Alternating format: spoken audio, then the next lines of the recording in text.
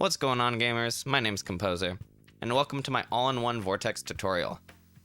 This resource is intended for beginner and intermediate players who want to get into the Vortex category. I'm not going to go over every little advanced strategy in this tutorial. Instead, I'll make separate resources for some of those. So without further ado, let's get right into it. First thing you're going to want to do when you spawn into the game is head straight to your right over to Stone Hill. But before you go in the portal, you're going to want to hit the select button, so that way we can enter the all levels cheat code. And that cheat code is square, square, circle, square, left, right, circle, up, right, down. And if you enter it correctly, you'll see all the levels pop up and you know you're good to go.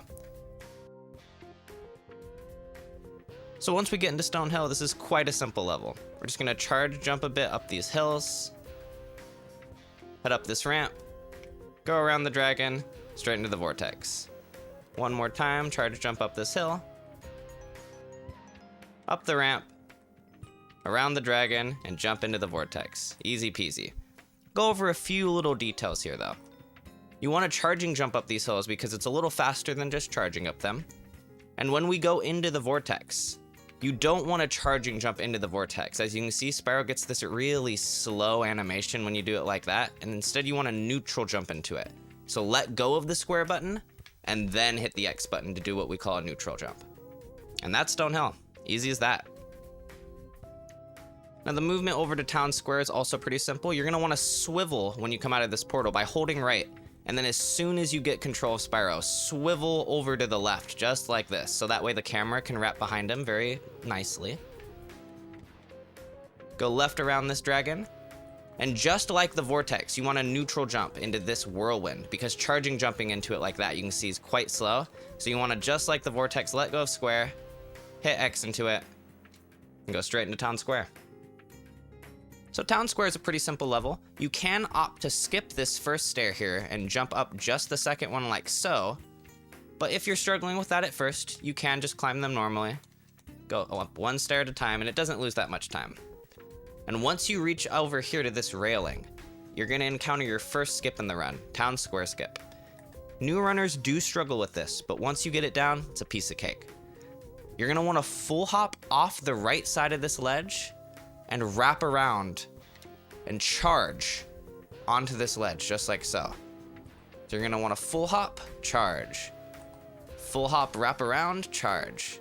And what you're noticing is I'm kind of swiveling my analog stick to make sure that I'm facing towards the ledge as I charge up it.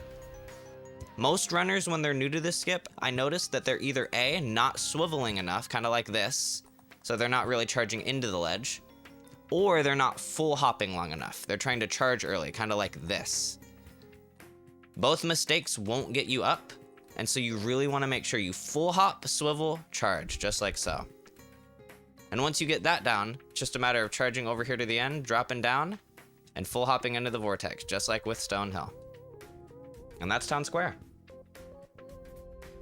Alrighty, coming out of Town Square, you have a few options. I'll show you the easy way first.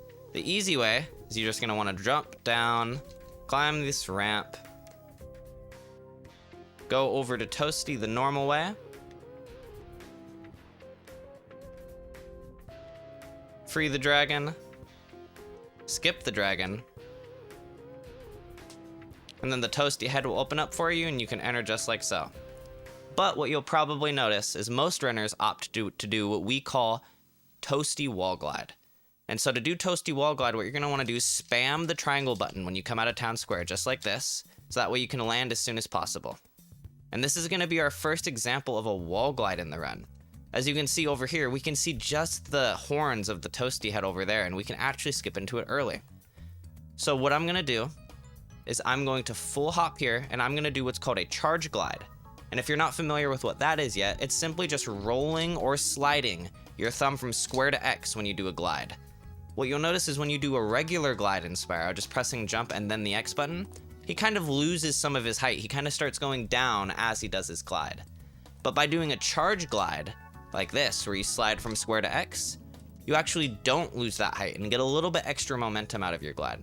So you want to use that pretty much everywhere you see someone glide. So we're going to use a charge glide here as we begin to glide along this wall so we can get over to this part of the mountain. And what you're noticing on my analog stick is I'm kind of feathering off to the left. And what I mean by that is I'm tapping my analog stick ever so slightly as I glide along this wall. Because what you'll notice is if I just kind of hold out my angle here, I flop. And that's the whole basis of a wall glide, is you're kind of walking this really thin tightrope of what's too aggressive on the wall and what's not aggressive enough, right? If I'm not aggressive enough, like this, then I gain no height at all and I can't make it. But if I'm too aggressive like that, I just flop right away. So you want to find this nice balancing act of being at just the right angle, just like that, so you gain height while still not flopping. And this is quite difficult at first, so don't feel bad if you can't get it. Just put in some practice, and I promise it'll get easier. So I'll show you this part one more time. We're going to full hop, charge glide, feather off the wall, and charge down into this little corner. And that's step one of the trick. The next step of the trick is actually navigating to the terrain where we can get into Toasty. So from this spot, I'm going to kind of aim in front of me, kind of over towards there, and I'm going to full hop, charge glide. And then that brings us to spot number 2. And from here, you see there's that kind of lighter green part of the grass there. We don't want to quite land on that, but we want to land just to the right of it, just like so. And you can see right here, this is the perfect spot for us to aim and get right through the Toasty head early. So I'll show you that one more time from the first spot. We're going to jump, charge glide here, jump, charge glide right or directly to the right of this lighter green patch. And I'll show you why we don't actually want to jump on the lighter green patch itself, because if we try to do that, what you'll notice is we kind of fall right through, and we don't want that. So one more time, we're going to charge glide right in front of us, charge glide directly to the right of this green patch, and from here, it's simply a matter of jumping, gliding, and charging straight into the Toasty portal. And that's how we enter Toasty.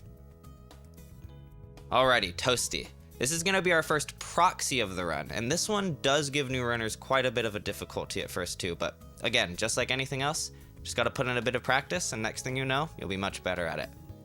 So I'll show you the easy way first, and then I'll show you the faster way. So what I recommend most new runners do is charge out here, and you want to line yourself up with this dog and the purple gem texture on the back of the wall. You can see the dog kind of has this hair sticking up on the back of him, right? Almost like he's angry and riled up, right? So you wanna aim Spyro's mohawk at that little hair that's standing up on the back of the dog's head, and you also want that to be directly lined up with the purple gem texture on the wall. And if you're lined up just like this, that's perfect. So what you want to do from this point is you're gonna charge in front of the dog, and then the shepherd to his right and the dog are gonna try to attack you at the same time. And it's a matter of just timing your jump input at the right time in order to get height. Let me show you what I mean. We're gonna charge, stop, jump, just like that. Charge, stop, jump, just like that. One more time, charge, stop, jump. And then we go straight into the vortex with that. Now I'll show you the faster way. It's basically the same thing, but we're gonna use the pillar to our left here so we can immediately turn and not set ourselves up with the wall at all. That was an early X press. So if you see what happened there where you jump but you don't really get any height, oftentimes that's either a mistimed X input or you're positioned wrong. So let's try that one more time. I'm gonna turn right, stop, jump, and boom, just like that. That was a massive one. And so you can opt to do it faster like this, just kind of learning the timing and figuring out the correct time to turn right. But like I said, I do recommend most new runners start with that lineup that I showed you, and it still saves a lot of time. Dog proxy saves like somewhere around 30 to 40 seconds over running through the level, so even if you take a little bit of time to line it up, still absolutely worth it.